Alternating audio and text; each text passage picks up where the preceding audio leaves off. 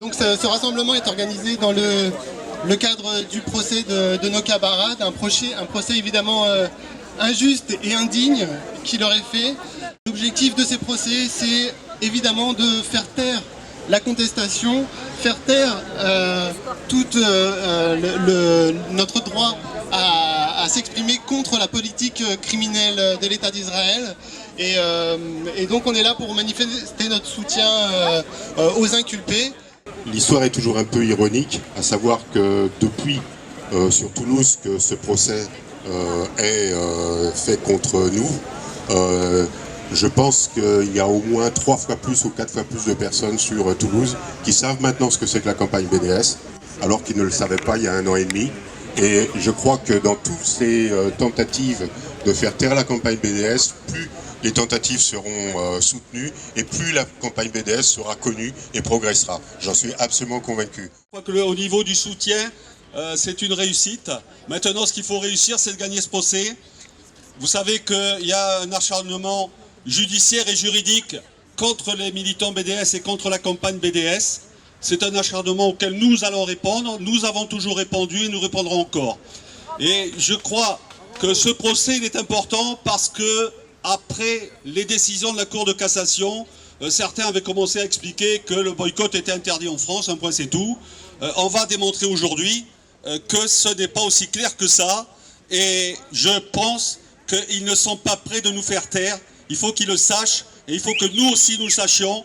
La campagne BDS se poursuivra pour les droits élémentaires du peuple palestinien.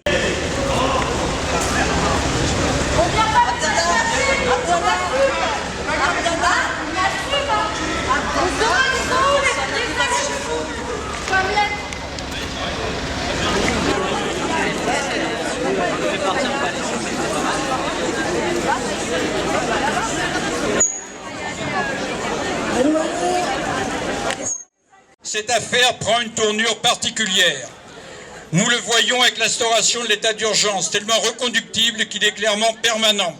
Et son utilisation pour matraquer, au sens propre du terme et au sens judiciaire, tout ce qui gêne ce gouvernement qui n'est plus qu'un simple appendice du MEDEF.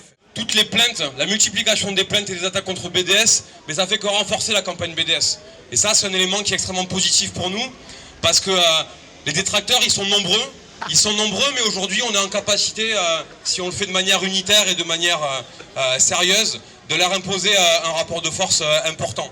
Si, comme le disait Bernard, les sionistes sont en capacité d'occuper une salle d'audience dans un tribunal bien à l'abri derrière la police, nous, on est en capacité d'occuper la rue, à beaucoup plus nombreux qu'eux par ailleurs, parce qu'aujourd'hui on était au moins 10 ou 15 fois plus nombreux qu'eux ne l'étaient devant le tribunal et à l'intérieur. Donc ça c'est une première victoire pour nous à mon avis. On n'arrête pas d'essayer de nous faire croire que le boycott est illégal en France. Le boycott, ça serait seulement le boycott d'Israël, c'est formidable. Il n'y a pas de loi qui dise ça.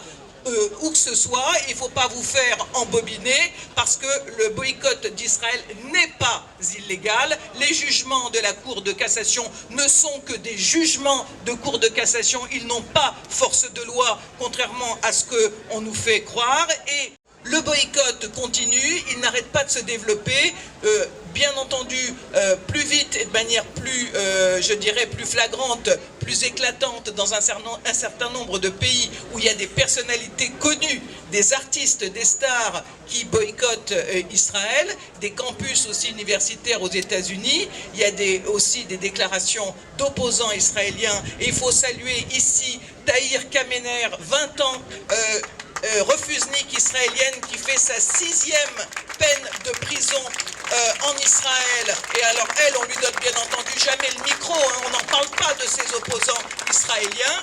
Donc le boycott, il s'amplifie dans le monde entier et c'est pas le moment de lâcher. Voilà, boycott Israël. Israël, boycott, Israël, boycott, Israël, boycott.